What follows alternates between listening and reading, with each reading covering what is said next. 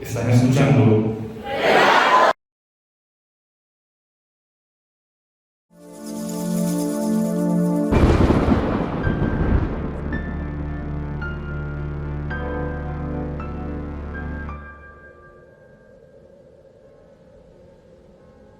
A veces nos encontramos con historias como esta, con historias que sin lugar a dudas cambian nuestras perspectivas. ¿Les ha pasado? Si no, esta historia puede ser la que finalmente les aterre, la que finalmente les haga sentir que todo es posible. Yo debo confesar, comunidad, que incluso en mi escepticismo, o lo que queda de él, hay historias que se leen diferente, que se narran diferente, que generan un ambiente distinto aquí, en su casa, en este pequeño estudio armado en un cuarto lleno de libros de terror y de objetos que tendrían que tener cierta energía. Pero son las historias las que terminan dejando una carga energética distinta, una vibra rara, algo que se puede sentir.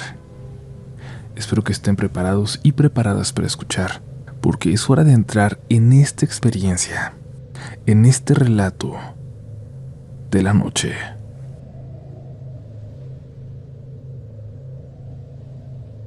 A nadie le gustaba ir a esa casa. Sabíamos que era de la familia y que de vez en cuando alguien lo utilizaba por mera emergencia, simplemente cuando ya no había ninguna otra opción, cuando no había dónde pasar la noche. Aún así, eran pocos los que se atrevieron a pasar una noche entera ahí. Que yo sepa, solo mi tío Lalo pasó una noche entera a solas en ese lugar y no le quedaron ganas de volver a hacerlo. Y esto es particularmente importante de mencionarlo porque mi tío Lalo fue soldado y nunca tuvo miedo de enfrentarse con nada. Alguna vez recuerdo que salió a defender a unos primos de una pandilla que llegó correteándolos a la casa. Mi tío dejó su cerveza, tomó una cruceta y con ella en la mano salió a enfrentarlos. No tuvo que decir nada. Lo conocían lo suficiente como para saber que, aunque fueran 4, no iban a salir bien librados. Así que imagínense a un señor así, de esos que le entran a todos sin temor a nada, asustado como un niño cada que alguien siquiera la mencionaba. La casa de las viudas. Se le llamaba así porque ese caserón enorme alguna vez fue el refugio de cada mujer de la familia que, casi como si se obedeciera a una maldición, enviudaba en plena juventud. Yo no soy creyente de lo paranormal. Bueno, no lo era.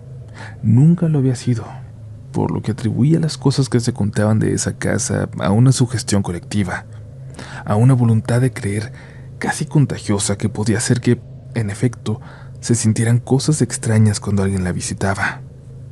También pensé podía deberse a tanta tristeza que habitó la casa. La tía Valentina, la primera viuda, utilizó esa casa casi a modo de convento para recibir a familiares lejanas o cercanas que decidieran vivir en luto permanente y dedicar su vida a Dios. Pocas veces salían y no tenían permitido hacer amistades fuera de la casa. Era, como les digo, prácticamente un convento con menos permisos, con más disciplina. Y ustedes podrán preguntarse quién diablos aceptaría vivir en un lugar así, bajo esas reglas. Pues bien, es una buena pregunta. La tía Valentina tenía mucho dinero. Hablo de más dinero del que podría gastarse en varias vidas, pero jamás lo usó para otra cosa que no fuera el mantenimiento de esa casa y sus habitantes. Esto incluía que a cada una de ellas se le pagara una mesada que era suficiente para mantenerse y en otros casos para mantener a los hijos que habían quedado afuera.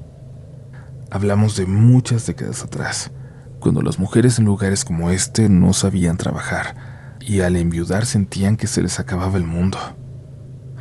Pero, más allá de darles este contexto, que creo que es importante, permítanme contarles sobre la vez que pasé una noche en esa casa. La razón por la que me adentré en esta historia, la de la casa de las viudas, la de mi familia. En la actualidad la casa está deshabitada desde que murió la tía Valentina, en 1984, hace 40 años. Por cuestiones del testamento, la casa no puede venderse hasta que se cumplan 50 años de la muerte, y el dinero que le quedó se ha usado para su mantenimiento. Locuras de la tía, pero así está estipulado. Pero como les decía, ha servido como punto de reunión, como un lugar donde pasar la noche solo en casos de extrema urgencia. Yo nunca entendí del todo por qué nadie se había mudado a ella. Pensaba que era más por rencillas familiares, porque era de todos y no era de nadie, que por el genuino temor que la casa provocaba. Cuando mis primos y yo coincidimos en la prepa, algo que nunca nos había ocurrido en otra escuela, la casa de la tía Valentina, la casa de las viudas, se volvió nuestro lugar predilecto para pasar las tardes. Estaba a menos de 1 kilómetro de la escuela, por lo que era común ir a ella a hacer tarea. Y debo aceptarlo también, a armar la fiesta cuando decidíamos saltarnos una clase, escondernos ahí. En la casa de las viudas tomé mi primera cerveza. Me puse mi primer borrachera. Vomité de ebrio por primera vez. Pero siempre en la tarde, siempre antes de que oscureciera. Fue en una de esas tardes cuando mi prima Viridiana, mi primo Mariano y yo nos quedamos platicando hasta más tarde de lo normal, hasta que oscureció. Fue la primera vez que nos hablamos de forma directa sobre la curiosidad que nos provocaba que toda la familia tuviera miedo de esa casa. Viridiana nos dijo que porque estaba llena de fantasmas, que las viudas nunca se fueron de ahí, que el juramento de pasar el resto de sus vidas en la casa no hablaba solamente de la vida terrenal, física, que sus espíritus la habitarían hasta que de la casa no quedara nada. Cuando nos dijo eso, estúpidamente me causó risa que mi prima creyera en algo así. Me reí fuerte. Eso era algo que lo esperaría de mi mamá, de mis tías, de señoras católicas que creían en Dios y en espíritus y demás. Pero nosotros, alguien como ella, joven, atea, con una perspectiva científica de todo. Mariano no se reía, pero le dijo que no nos quisiera asustar, que habíamos pasado los últimos meses en esa casa sin ningún problema, y que si quería que fuéramos menos para ella meterse con su novio, pues que simplemente nos avisara cuando iba a estar para no molestarla. Y a Viridiana le molestó lo que dijo Mariano más que mi risa y mis burlas, y dijo que ella no necesitaba ir a meterse ahí con su novio. Pues si no me creen, si ustedes de verdad están seguros de que son puros cuentos, no pasa nada. Vamos a quedarnos aquí hoy. Mañana no hay escuela. Vamos a comprobar nosotros mismos que no pasa nada, que nadie más se queda en esta casa, pues por tontos, por crédulos, seguramente. Por eso mi tío Lalo ya no viene. Por asustadizo. No. En ese momento no nos quedaba más que aceptar el reto, porque aunque nos daba miedo, un miedo que no entendíamos, que no lográbamos comprender, ya no podíamos dar marcha atrás. Habíamos dejado muy claro nuestro punto de vista y nuestro desdén por esa vieja tradición familiar de vivir aterrados de la casa de las viudas. Llamamos para pedir los respectivos permisos, evidentemente sin decirle a nuestros padres dónde pasaríamos la noche. Dijimos que estaríamos juntos, sí, y esa era la única verdad que contamos. Fuimos a una tienda, de esas que hay por todos lados y que son todas iguales, para comprar botanas, comida basura para cenar, entre comillas. Y por supuesto yo me compré una cerveza. Tenía que aprovechar. Regresamos a la casa. Esta tiene un portón muy grande, muy pesado, que prácticamente aísla cualquier sonido que pueda salir de ahí o entrar. No llegan ruidos de la calle y muy probablemente, si algo pasaba, nadie nos escucharía gritar. Pensaba en eso mientras la cerraba con dificultad. Y cerré. Por fin cerré.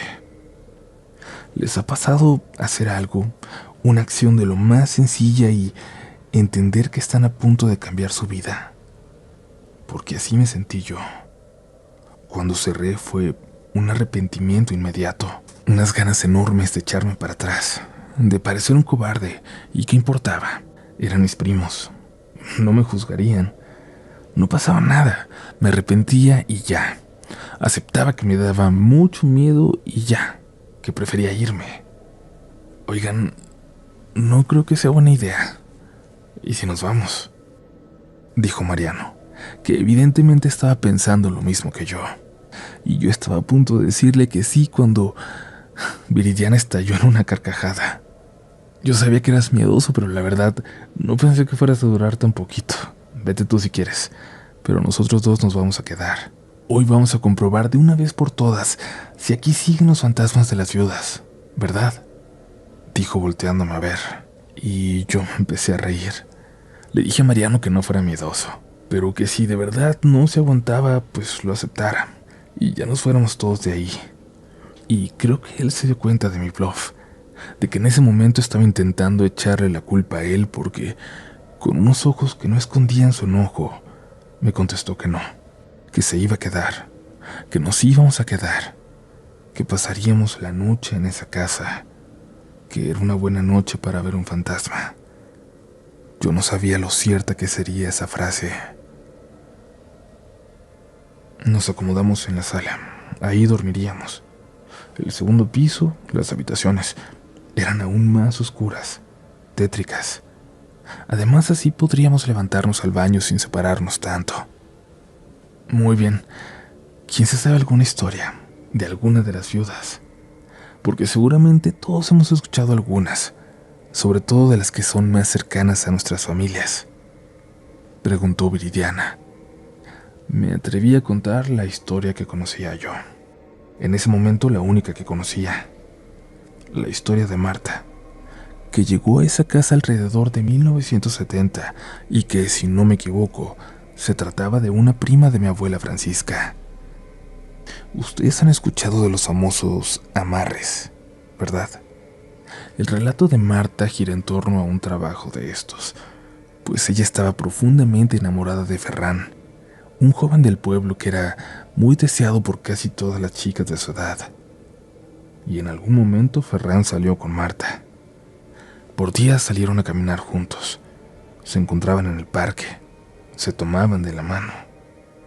Ferran le habló de todos los pueblos que había visitado, de todas las ciudades que había conocido, de toda la gente de la que aprendió. Y es que más allá de ser guapo, dicen que esa charla que tenía era la que enamoraba, que era muy inteligente. Conocía mucho de muchas cosas y siempre lo decía de una forma que no parecía presuntuosa, sino intentando enriquecer la conversación de otras personas.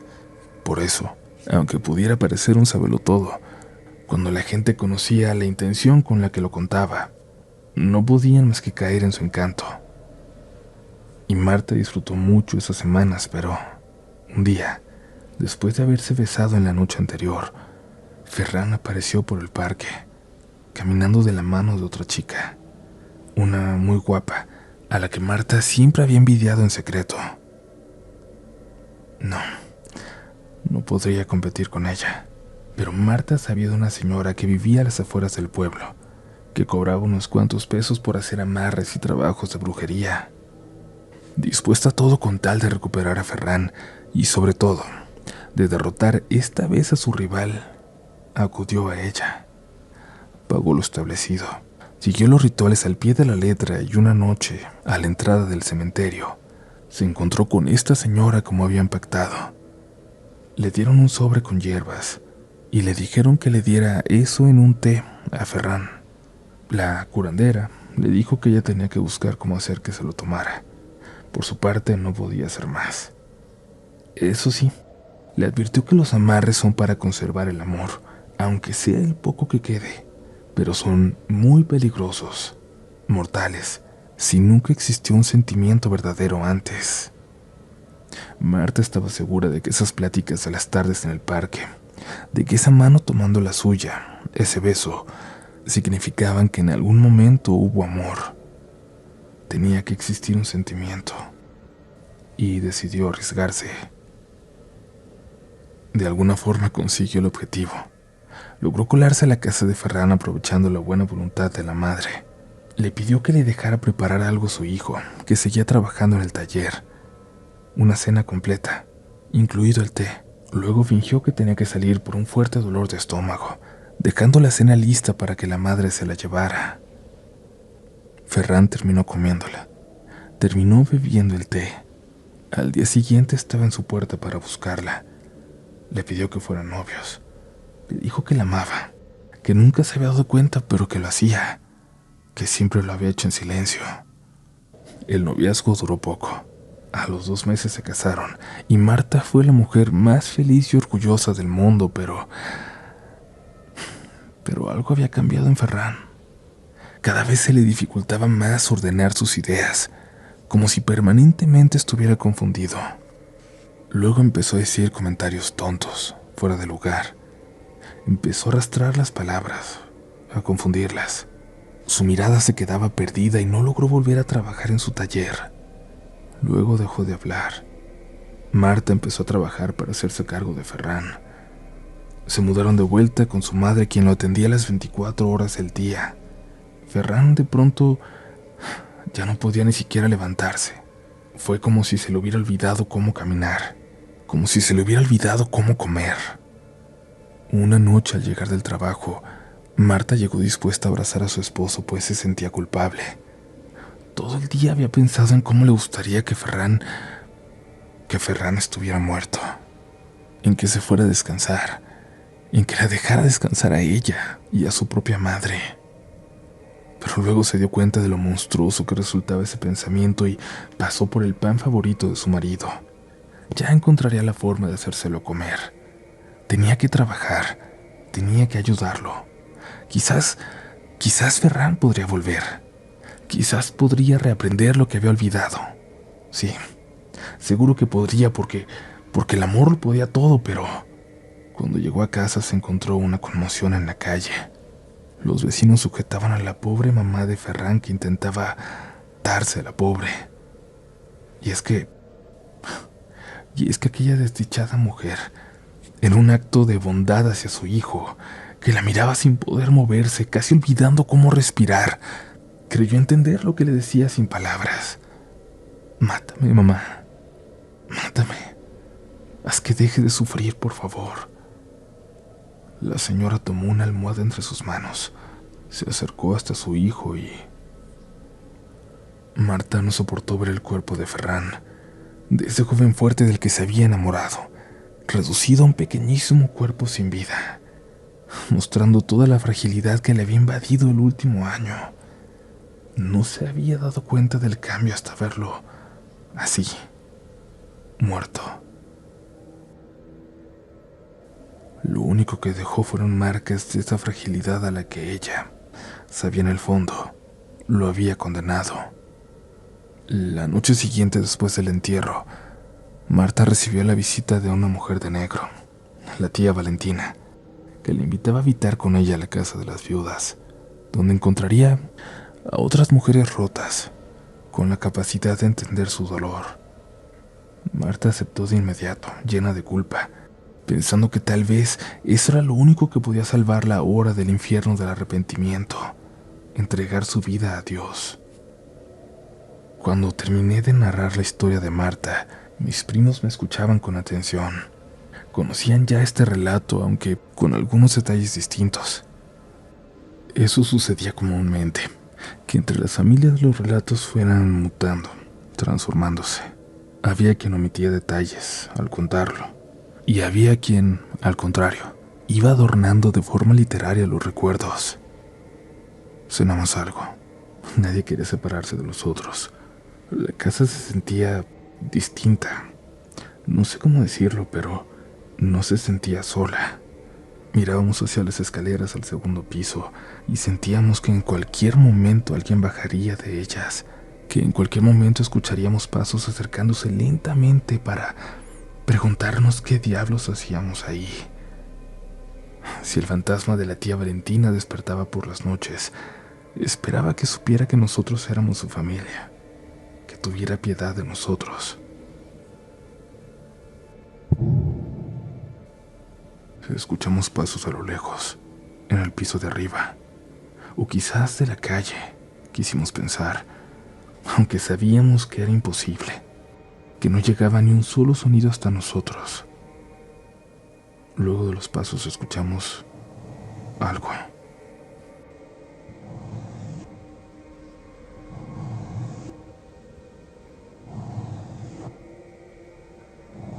Un sonido incesante.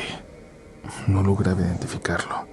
Ni siquiera estaba seguro de que fuera real o simplemente lo estaba imaginando. Si simplemente mi cerebro comenzaba a jugarme trucos malvados. ¿Ustedes saben la última parte de esa historia? ¿El destino de Marta?, preguntó Mariano.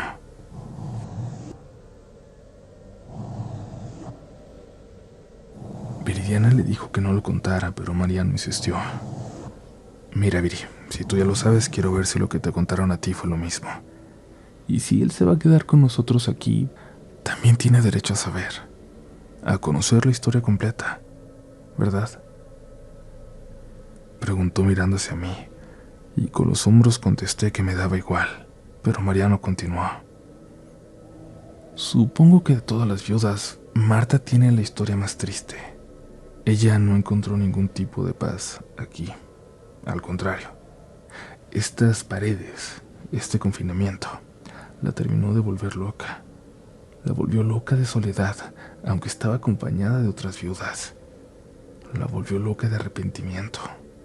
En su desesperación, Marta se arrancaba el cabello, se rascaba la cara con fuerza cortándose. Se fue deshaciendo la piel hasta que ya no hubo regreso, y su aspecto, monstruoso quizás, perdiendo el cabello, las cejas, la forma de la nariz, las facciones, la hizo vivir un encierro dentro de un encierro, porque ya no salía de su habitación. ¿Cuál habitación era? ¿En dónde estaba ella?, pregunté. Eso evidentemente no lo sé. No creo que nadie lo sepa realmente. Obvio que no era la principal, la de la tía. Pero de todas las demás, Dios sabrá quiénes las habitaron por años.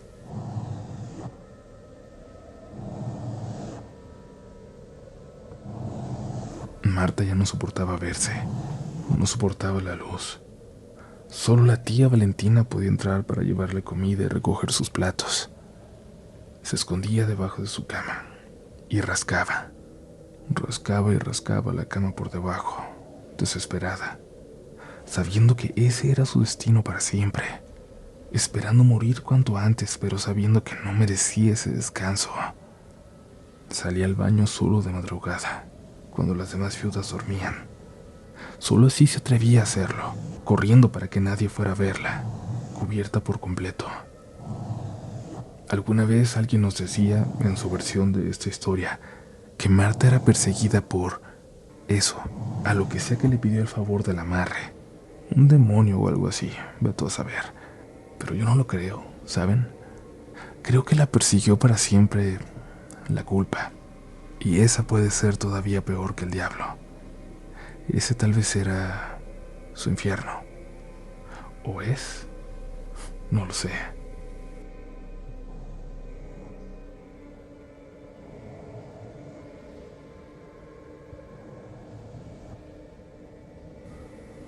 Ya no nos quedaban muchas ganas de platicar. Estábamos asustados. A estas alturas creo que todos preferíamos ir a dormir a nuestras casas o a una banca en el parque, lo que fuera antes que seguir ahí. El frío que se sentía en la sala era horrible, peor que estar afuera. Sabíamos que arriba eso no pasaba, y en ese momento sentimos que lo más conveniente era subir, dormir en una de las habitaciones intactas. Quizás por algo hacía frío allá abajo, ¿no? Recordamos todas las historias donde el frío indicaba la presencia de una manifestación maligna y, para no arriesgarnos, según nosotros, tomamos nuestras cosas y nos apresuramos a subir. Al hacerlo casi como reflejo, entramos sin dudarlo a la tercera habitación a la izquierda.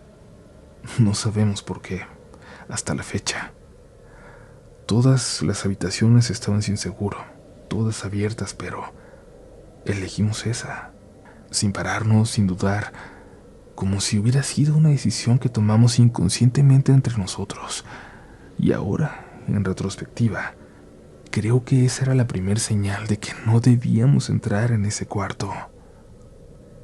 Había dos camas, una de ellas pegada a la pared. En cuanto la vi, enseguida me aventé para tomar ese rincón y sentí como Mariano se acostaba a mi lado. Viridiana lo hizo en la otra cama, una grande en el centro del cuarto. Era obvio que era la única cama original. Como habíamos subido con mucho sueño, no tardamos más de unos minutos en quedarnos dormidos.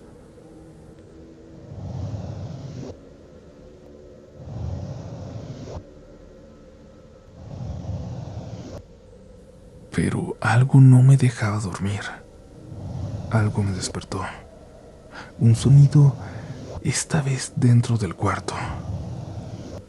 No quise decir nada, pero el sonido era incesante. Continuaba. Fingiendo que me daba la vuelta dormido, me volteé hacia Mariano. Él dormía profundamente, estaba roncando. Me daba la espalda. Se había quedado dormido viendo hacia el centro de la habitación, donde estaba Viridiana, de donde provenía el sonido. Sutilmente levanté mi cabeza para ver hacia allá, por encima de Mariano. ¿Estás despierto?, preguntó Viridiana susurrando. Sí, respondí en el mismo tono. Hay algo debajo de mi cama, dijo. Sentí como si un balde de agua fría recorriera toda mi espalda. No sabía qué hacer. Tenía que levantarme más para poder ver bajo la cama, pero no me atrevía a hacerlo. Y el sonido continuaba. Viridiana estaba congelada. Escuché que estaba llorando. Veía sus manos frente a ella, en la posición en la que se acostó. Era claro que el sonido no lo estaba haciendo ella. Ni siquiera se estaba moviendo. Desperté con palmadas en la espalda a Mariano. Mariano, ¿escuchas eso? Dice Viridiana que hay algo debajo de su cama. Mariano me preguntó qué pasaba, confundido, mientras intentaba abrir los ojos, incorporarse. Prendió la luz de la lámpara a su lado y entonces... su grito. El grito más espantoso que recuerdo en mi vida. Mariano saltó de su cama en un movimiento y salió corriendo tropezando con el cable de la lámpara, lo que nos dejó a oscuras de nuevo. Viridiana corrió tras él y yo salté a la oscuridad sin saber hacia dónde moverme, chocando contra las paredes, con las cosas hasta llegar a la puerta. Bajé corriendo detrás de ellos. Salimos al patio. Abrimos la puerta pesada y no paramos de correr por la calle hasta llegar al parque. Y en una banca. Amanecimos en una banca. Lo recuerdo bien. Hasta ese momento por la mañana nos atrevimos a regresar a la casa de las viudas por nuestras cosas. Y fue cuando Viridiana contó que algo la había despertado la noche anterior. No habíamos querido tocar el tema. Dijo que fue lo mismo que yo escuché, que algo rascaba debajo de su cama. Lo que estuve escuchando durante toda la noche, pero que estúpidamente no me atrevía a compartir. Le preguntamos a Mariano qué fue lo que él vio, por qué había salido corriendo, gritando, pero no se atrevió a contarnos. Pasaron semanas hasta que se atrevió a hacerlo. Dijo que cuando lo despertamos, abrió los ojos y sintió que vio algo en la oscuridad, debajo de la cama frente a él, debajo de donde estaba Viridiana. Por eso prendió la lámpara confundido y la vio. Debajo de la cama vio a una mujer, sin pelo, sin cejas, sin facciones, con las manos largas y delgadas, con una sonrisa llena de sangre, rascando la parte de abajo de la cama.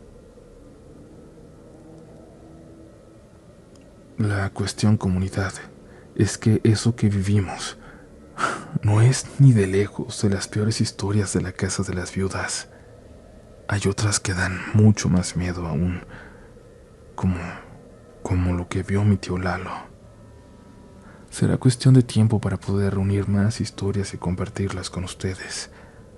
Mi sueño es que eventualmente Uriel pueda conocer la casa.